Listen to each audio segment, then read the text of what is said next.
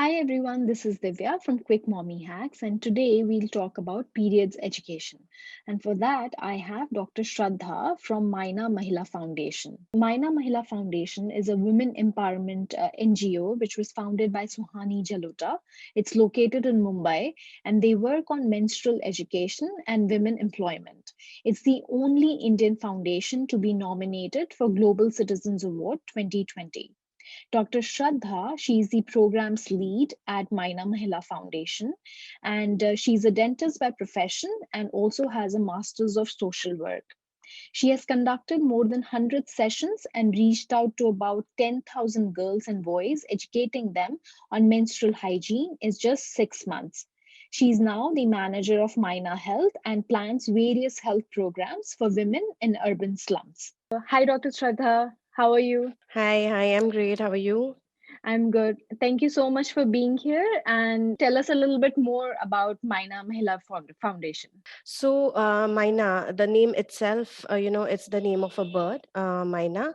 It's a chatty bird. So, we want women to be, talking about their body freely that usually women don't do. So, that's why it's named Myna Mahila Foundation.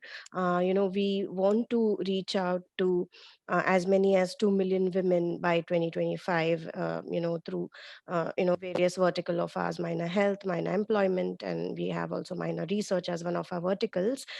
So the base of this is that we want to provide girls and women with the agency to believe in themselves, to so that they can take their own decisions. Basically, what are the challenges and taboos that are faced by women in India regarding menstruation, regarding periods, and why do you think that they're still taboos?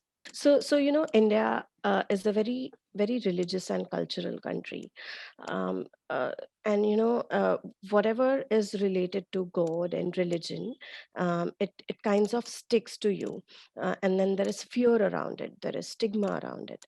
So there were certain reasons why few practices came into being. I'll just give you an example. So in ancient times, when women were menstruating, they were not allowed to enter into the kitchen. They were given a separate place to sit out of the house, on a mat. And so the reason behind this practice was, in earlier times, we did not have washing machines, we did not have dishwashers, we did not have mixer grinders. So it was a lot of manual efforts. And plus, ancient times may we had a joint family, not a nuclear family as we have now. So we had 20-25 people staying in one house, so the whole burden used to come on women. And as you all know that during menstruation, during her periods, she has a lot of things to go through, she physical as well as emotional. So she has mood swings, she has period cramps, her leg pain, and she has other discomfort. Plus there were no sanitary napkins or the other products that are available in market now. So she was using old rags. So to give her relief from all of this, she was asked to sit at one place and not do anything. So that was the reason behind this practice. But times have changed. So everything has is now technology based. We have doctors, after every few lanes we have a gynecologist present now. That was not during the ancient times. We had after 7 to 8 villages may we had one ved coming in. So times have changed, but the practices, they continued the same way. So yeah, I think it's all about religion and culture, which people always like to stick to, and take it as their identity. So that's what um, has brought about a lot of stigma and taboo to it. So even like, the times have changed, but do you still encounter when you meet women with the same kind of taboos that exist, which existed like long before? Oh yeah, still when I take sessions in slum communities, there are still women who stay out of the house, who don't enter the kitchen during the periods, because they are not allowed by their own mother-in-laws or father-in-laws or even their husband. They are not allowed to sleep on bed if they are menstruating. So yeah, Okay. it's that's how it is still in in urban slum communities as well as in rural India. I'm very sure that that Mhm. still happens. So, what are the different issues that Myna, target? When it comes to health, it's not just about health that we talk. So there are various other, aspects that relate to your health. So it's also about gender attitudes, right? It's about gender stereotypes, because gender stereotypes affect your health. It affects your emotional health. It affects your physical health. We have a series of programs. We have one program called Teach Menses India, where we have, a full 4 module series. The first one is gender attitudes, wherein we tell the women and the boys, men, whoever attend our Mhm. session, that why nothing is related to gender. How everyone is gender free. They can decide. They can choose whatever they want to. So, and how that affects women and men as well. So for example, I can tell you, like, you have this thing, boys don't cry, but how does that affect a man? That's something that is a stereotype, right? They too have feelings. So this is what gender attitude session do. And then the second session is on health and nutrition, where we tell them, how important is your physical health, your mental health, your emotional health, your social health as well. And how to take care of it now, so that you don't it doesn't affect your later stages of life. And Mhm. it helps you to remain independent in your later stages of life. And then we come to the topic of periods. So how periods, what to do, what not to do, what to eat, what not to eat, the pros and cons, the different types of products, the product of choice, when to visit a gynecologist. The even we address the taboos and the stigmas that are revolving around it during these sessions. And then the last one is domestic violence and sexual harassment. So Okay. this talks about the acts and what kind of support we can give them during this time. This is about Teach Menses India. Then next is our Sponsor a Girl program. This is specifically about menstrual health, only periods, but this is a very big program where we not just give her a pad packet, we give her a year long kit, a Okay. menstrual hygiene kit. She gets innerwears, she gets soap, she gets a period tracker calendar, she gets a booklet on how to take care of her menstrual health. So that's about Sponsor a Girl programs. Why did Myna actually think about, producing and selling its own sanitary pads? Okay, so when Myna, why Myna was established. So when Suhania founder, she went to the urban slum pockets, going door to door for her surveys. She realized that women lack confidence in themselves. They did not believe in themselves at all. They did not even know who the next neighbor is. They did not have friends. They did not wear innerwears, and that was so astonishing. That how can you not believe in yourself? How can you not have friends? How can you be so reserved? How can you be so unconfident? So when Suhani realized that the women are so unconfident about themselves, and it's not just about it's not just about health, but also their perception, and we wanted to bring them out of their closed spaces somehow. And employment was the best way to get them out, because there were financial constraints at their home as well. So hence we decided to have a pad production unit. And our pad production women are from the same slum communities. So when they are out of their house, they now earn for themselves. They have a say in their family. They have they feel more confident. They have their friends. They haven't celebrated their birthdays till they join Myna. Mm-hmm. So here they feel much like a family. They enjoy, they celebrate, they enjoy their work. And you imagine, now she's coming out of the house. If someone's asking her, oh, what do you work for, and where do you go, and then she very freely says that, okay, I work at Mahila Foundation, and here I help them in producing pads.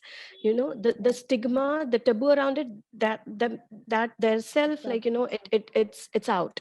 is Mm-hmm. it gets cut there. Mm-hmm. So that's how, the pad production, it helps in employing them, breaking the stigma, giving them the agency to decide for themselves. They have a say in their family, they feel more confident about it. So, coming down to education, what do you think is the status of period education in India?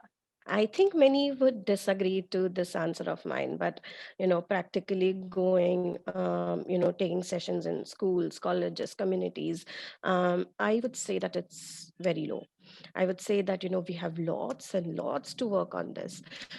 Imagine, I have to still convince a principal or the HOD of the department to allow me to take session on this topic Mm, together with boys and girls. yeah. If so can you see that education sometimes doesn't matter. It's all about your perceptions, your thoughts, the environment that's around you. So yeah, there's lots to work on, and we are doing it. We have events like Myna Speaks, wherein we call these principals, we ask them to join, and then they see how at Myna Speaks everyone talks so openly about it, and then helps them to come out of their own restricted thoughts, and then they also kind of feel that okay, this is something that everyone can openly talk about, and then they Mhm. allow us to take sessions. We have pad parades, wherein the slum community, women, men, dear brothers and sisters, everyone come together, and we are out on the roads, shouting certain slogans, Yeah. and we have other people, but it's very impactful when when we are out on the road. The parade is there, and we have men looking at us, we have women looking at us, peeping through their doors and windows and everything. And we have in the parade, we have brothers, sisters. It's a like girl boy both thing happening. So yeah, that does create impact Mhm. in its own ways. When you go to schools and colleges, as you mentioned, so do you think like there is a lot of lack of awareness amongst the girls in the colleges? I mean, boys I can understand, but like even within the girls, or is there a lack of education, basic fundamental understanding of how periods happen? So yeah, yes, there is lack of awareness completely, especially in the slum communities and the rural communities. Even the ninth and 10th grade girls here don't wear their innerwears. So, when I start the session, I actually have to start from the very basic. And, they know about how to wear pads, they know about, how to dispose them off, because these are the sessions that were conducted by them through a few of the CSRs and the pad product companies out there. But it's only related to the use of the product, right? So Mhm. it's I don't know if this is the right word to say, but it's about more about marketing, right? If you don't give the girl the education she needs, you only tell her how to use the pad and how to Yeah. dispose it off. um, but she needs beyond it, right? She needs to know what the adolescent stage is, she needs to know how she grows, she needs to know what are the body changes happening to her, happening within her. She needs to know why she experiences mood swings every month. She needs Yeah. to know everything, and that's what we provide her with. Mhm. She we Even though we have our own pad production unit, we never ever during our sessions mention about it. We always give a brief introduction about the product of choice. So we tell them about tampons, we tell them about cloths, we tell them Mhm. about pad cloth, we tell them about menstrual Mhm. cup, we tell them about Yeah. the pros and cons of both. And Mhm. then it is her choice to decide what she wants to use, right? Mhm. That's how it should be, and that's what we do. So, when talking about educating women and men as well about, stigmas around menstruation, so what are the kind of stigmas that you target, and like, what are the age groups that you target, and like how many women have you reached so far? So we target all age groups. It's right from adolescence, right from at the age of 11 onwards till 45, 50, 60. We don't believe in restricting the age group, because even if she's 60, she's someone's mother-in-law who is Yeah. restricting the daughter-in-law there out at home. So it's 12 onwards. For boys, we have kept the target group from 15 onwards, because that's where the maturity comes in. They have the Mhm. capability to listen, to understand, and so that's it for the boys. So we've manufactured more than 3 lakh pads. We've reached out to more than like 2,50,000 women out there, through door to we have different kinds. So we not only take sessions, but like where we can't reach out in the very very rural areas, like it's very interior, there we go Mhm. door to door and give this education to them. So and Okay. we do this through our pad production unit itself. So like so that there's a connectivity.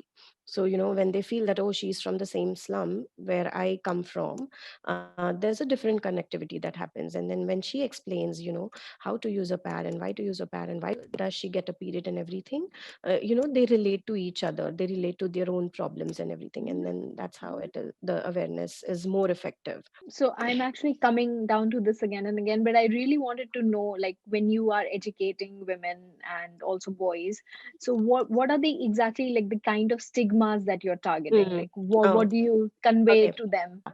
So the first one, the very prominent one in India, you must have heard about, not entering the temple.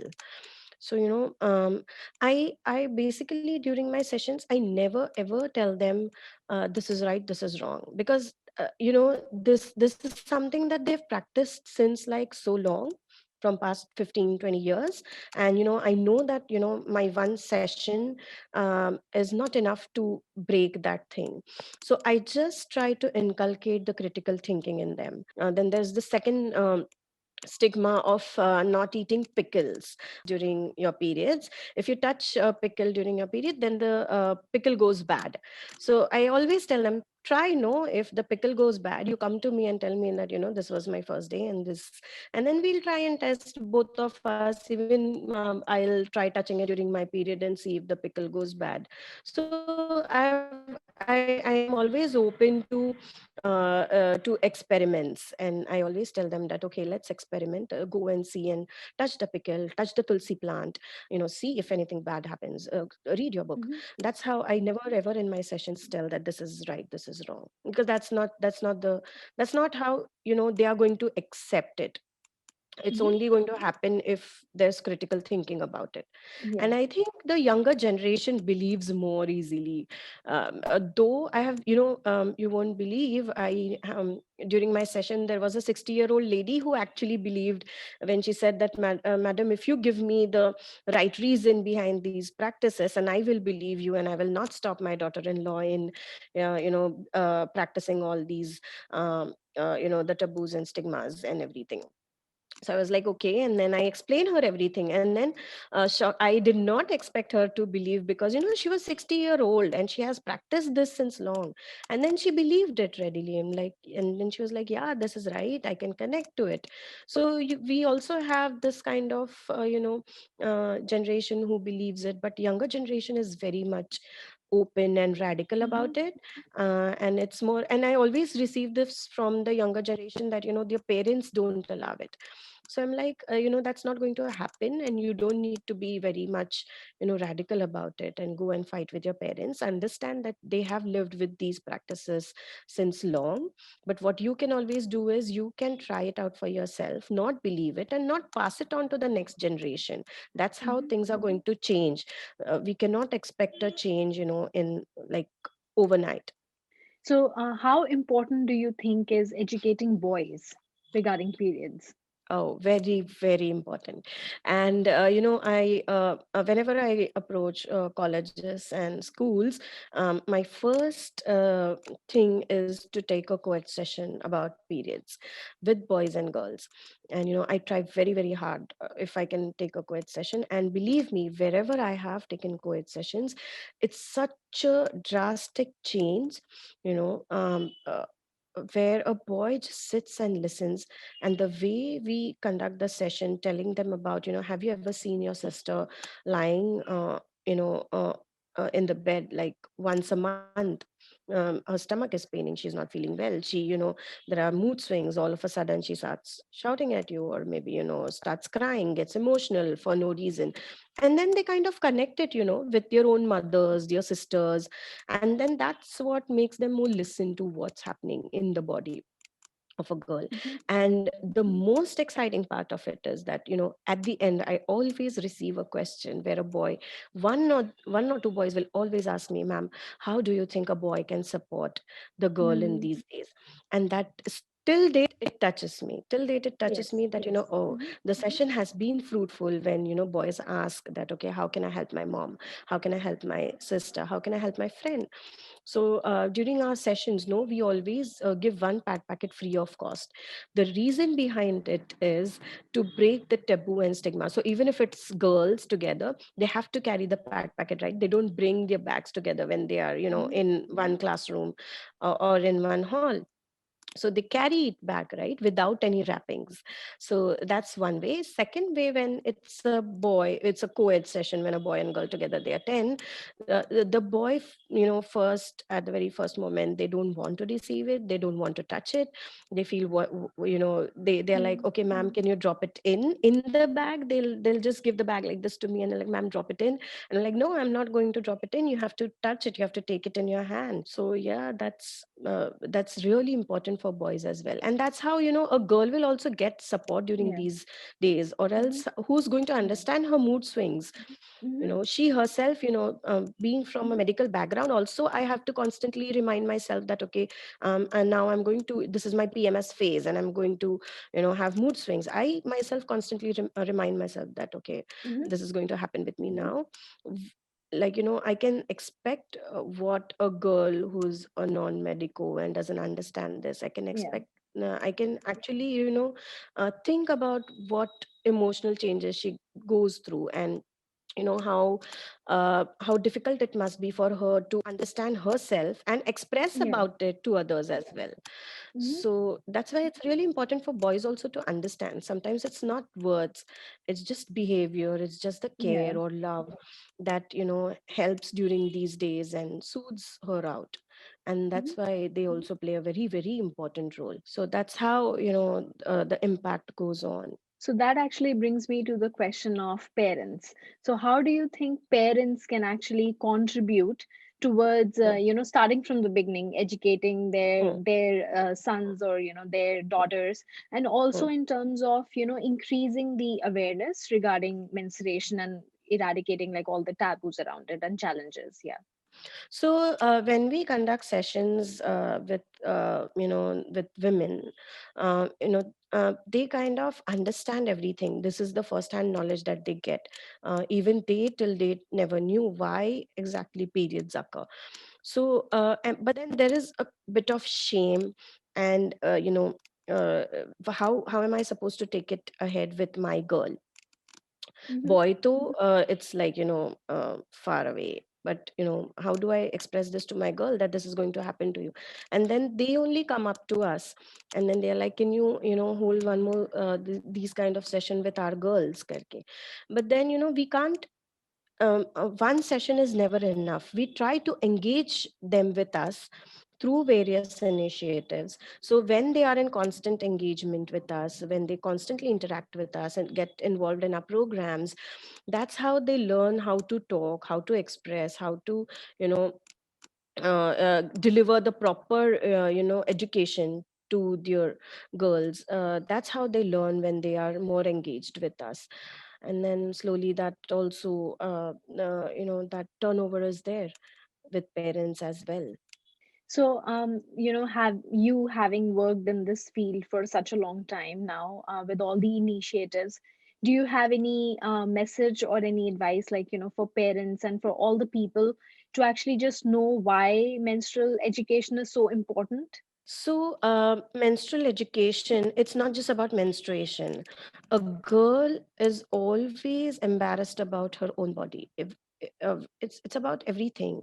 Even if she wants to, even if she washes her innerwears, she cannot openly dry it out in the sun till date, at least in India. So it's about everything. These are basic needs, right? And this is about your body, and there's nothing to be ashamed of in your body. And that's how this is a natural process, and that's what is to be encouraged, that this is a natural process. And when you accept that this is a natural process, that's when the change can happen. Till date, my experience is that this process is not accepted, that it is a natural process. It's called as impure process, right? Yeah. So that's why everything revolves around impurity when it comes to menstruation. And then the girl herself is also impure during this period, is what is considered in India. So it affects her physical as well as her mental health also. So Yeah. let's not call it impure at all. It's just a natural process. Accept it. And when you start accepting this, small initiatives, like talking about it, just giving it a conversation. Yeah. When you go out to buy a pad packet or any period product, there's no need to hide it. It's because it's a natural process. You can just take it back home. So these small things, will always create a change, I think. Thank you so much for being here and for talking about, menstrual education and all the initiatives that you're doing. I think it's a great effort and it's very much needed in today's times. And thank you so much. It's a pleasure to speak to you, and it's great to have you here. Thank you so much. Thank you so much. Well, this brings me to the end of this video. Thank you for watching. If you like the video, subscribe to my YouTube channel, Quick Mommy Hacks, and follow me on Instagram for some personal tips on pregnancy, childbirth, and motherhood.